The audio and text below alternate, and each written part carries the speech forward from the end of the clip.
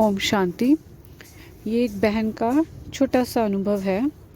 ये हमें बताते हैं कि इनके घर के पास है ना गीता पाठशाला होती है, तो ये वहाँ गीता पाठशाला में मुरली सुनने जाते हैं। तो इनको अभी 10-15 दिन ही हुए होंगे मुरली सुनते हुए।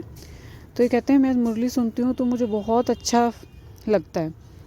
पर कहते हैं कि भाई मुरली में इतनी सारी बातें आती हैं कि बाबा कहते हैं तुम ही देवी देवता थे, अब तुम ही आगे देवी देवता बनोगे फिर से, और ये कलयुग अब ख़त्म होने वाला है और सतयुग की स्थापना होएगी।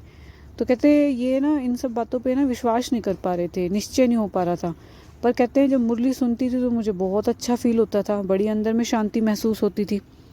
और कहते हैं कि भी इनके पूरे फैमिली में कोई भी ना ज्ञान में नहीं है, तो ज्ञान के बारे में इनको सब कुछ नया नया लगता है कि ये सब चीज़ यहाँ पे क्या चल रहा है। तो फिर कहते हैं कि भाई अब ये सोचते हैं कि मैं ये सुनूं या ना सुनूं, कंफ्यूज रहते थे इस बात को लेकर।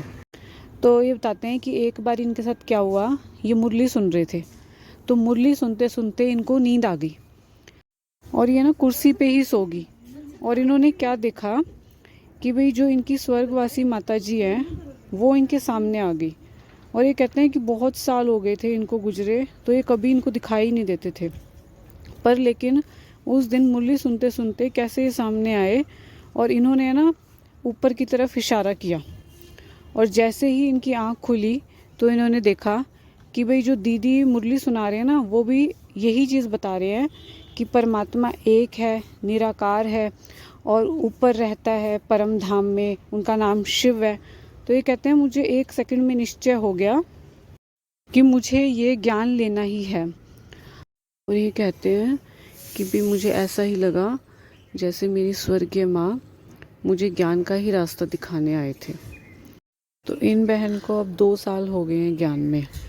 तो आपका भी बाबा के प्यार का और साथ का कोई अनुभव है तो मुझे ज़रूर शेयर कीजिएगा। ओम शांति।